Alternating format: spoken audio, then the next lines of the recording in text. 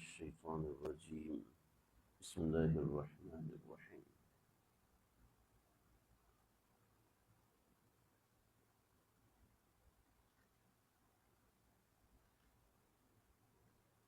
طاعة وقول معروف فإذا عزم الأمر فلو صدقوا الله لكان خيرا لكم فهل عصيتم إن توليتم أن تفسدوا في الأرض وتقطعوا أرحامكم أولئك الذين لعنهم الله فأصمهم وأعمى أبصارهم۔ سورہ محمد آیت نمبر 21 اور اس کے بعد کا مضمون ہے۔ جیسے کہ ذکر کیا تھا کہ سورہ محمد کے دو حصے ہیں۔ پہلے حصے میں اہل ایمان اور اہل کفر کا ذکر ہے، اور دوسرے حصے میں منافقین کا ذکر ہے، اور یہ دوسرے حصے کی دوسری آیت ہے جو پہلی آیت سے جڑی ہوئی ہے۔ وَيَقُولُ الَّذِينَ آمَنُوا لَوْلَا نُزِّلَتْ سُورَةٌ، جو ایمان والے ہیں وہ کہتے تھے کہ کیوں سورت نازل نہیں ہوتی۔ تفصیل عرض کی تھی کہ مسلمان ظلم کے پسے ہوئے تھے، چاہتے تھے کہ اہل کفر کے خلاف وہ بھی تلوار اٹھائیں۔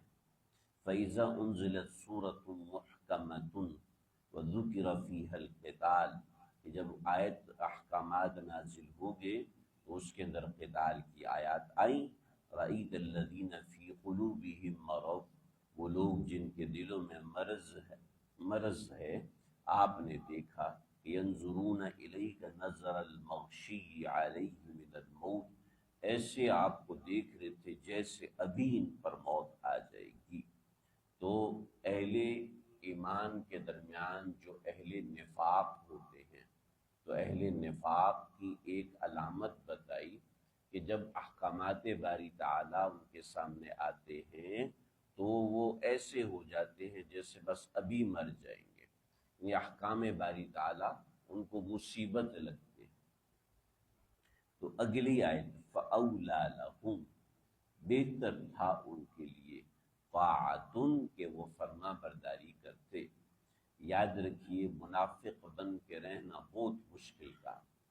لا الہ الا ولا الہ الا مذبذبین بین ذلک، کہ ادھر بھی پورا کرنے کی کوشش کرتا ہے اور ادھر بھی پورا کرنے کی کوشش کرتا ہے۔ یہ بن کے رہنا بہت مشکل ہے کہ بھی اس کے ساتھ بھی چلوں اور اس کے ساتھ بھی چلوں، راضی رہے رحمان بھی، خوش رہے شیطان بھی۔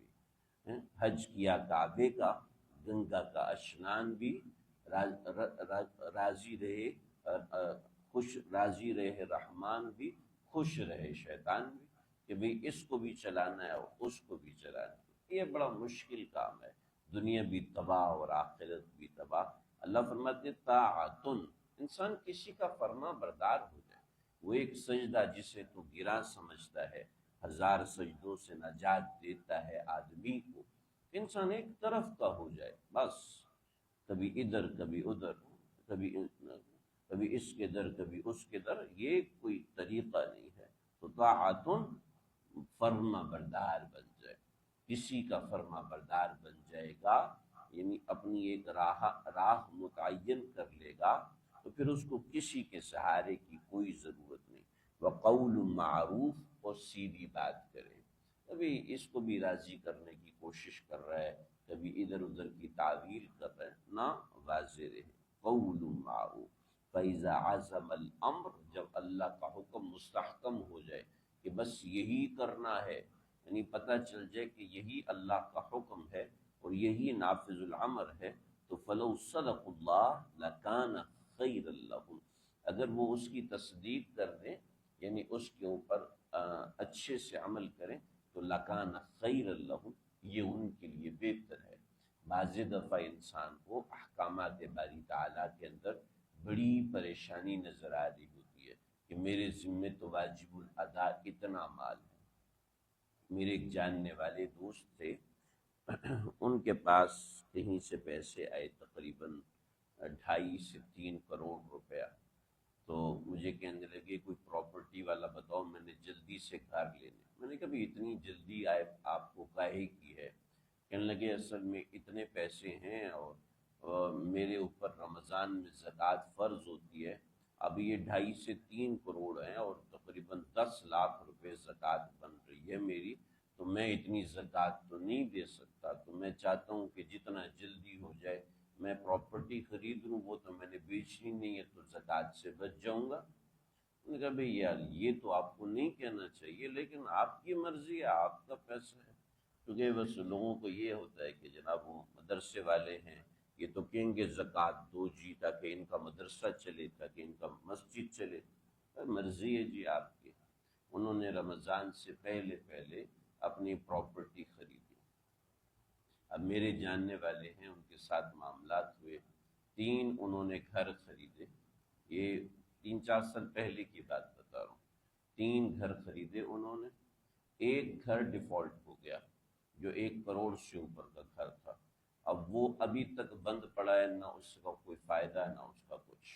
دوسرا گھر کرائے پہ دیا اور کرایہ دار سے طے ہوا 35,000 روپے کرایہ، 19 مہینے تک اس نے کرایہ ہی نہیں دیا، اور صرف تیسرا گھر جو ہے وہ رکھا ہوا ہے اور وہ صحیح ہے۔ یعنی اپنے 10 لاکھ بچانے کے پیچھے وہ تقریباً 1.5 کروڑ کا نقصان کر بیٹھے۔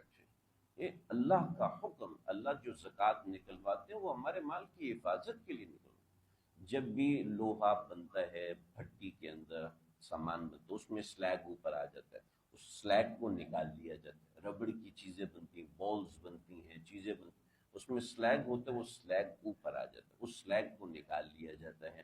زکوٰۃ بھی مال کا سلیگ ہے، اب وہ نہیں نکالیں گے تو وہ مال کے اندر زہر بن کے وہ اپنا کام دکھائے گا۔ تو وَلَوْ صَدَقُوا اللَّهَ لَكَانَ خَيْرًا لَّهُمْ، اللہ کے فرمان برداری کرنا یہ انسان کے فائدے کی، یہی انسان کے فائدے کی چیز ہے، اسی کے اندر انسان کا نفع ہے۔ اپنی من مرضی کرنے سے انسان کی عقل بالکل ناقص ہے، وہ جو فیصلے کرتا ہے وہ بالکل ناقص ہوں گے، ضروری نہیں ہے کہ وہ 100% درست ہوں گے، لیکن جو اللہ رب العزت کے فیصلے ہیں، جو اللہ کے احکامات ہیں، ان میں بعض احکام فرض کا درجہ رکھتے ہیں، اس کا مطلب ہے یہ تو کرنا ہی کرنا ہے ورنہ زندگی میں زہر پھیلے گا۔ بعض احکام واجب کا درجہ رکھتے ہیں، بعض احکام سنت کا درجہ رکھتے ہیں، بعض احکام نفل کا درجہ رکھتے ہیں، اس لیے کہ ان کی انٹرپریٹیشن ہماری لائف کے اندر اتنی ضروری ہے، ان احکام کے اتنے فوائد ہیں۔ یہ چیزیں آپ نہائے اور نہانے کے بعد آپ نے خوشبو نہیں لگائی، کوئی مسئلہ نہیں، آپ نہائے ہیں پانی کے ساتھ اور آپ نے اچھے سے مل کے نہایا، صابن سے نہایا، ٹھیک ہے، اچھی بات ہے، لیکن بغیر صابن کے نہائے تو بھی صفائی تو ہو ہی جائے گی، تھوڑی بہت صفائی ہو جائے گی، مگر وہ اسمیل جو بغلوں سے آ رہی ہے یا جوڑوں سے آ رہی ہے اسمیل، وہ تو اسمیل نہیں جائے گی۔ اگر اس سے صابن وغیرہ استعمال کرے گا تو اچھے سے اسمیل جائے گی، اگر اس کے بعد خوشبو استعمال کرے گا تو اور نکھرے گا، اس سے اسی کا فائدہ ہے۔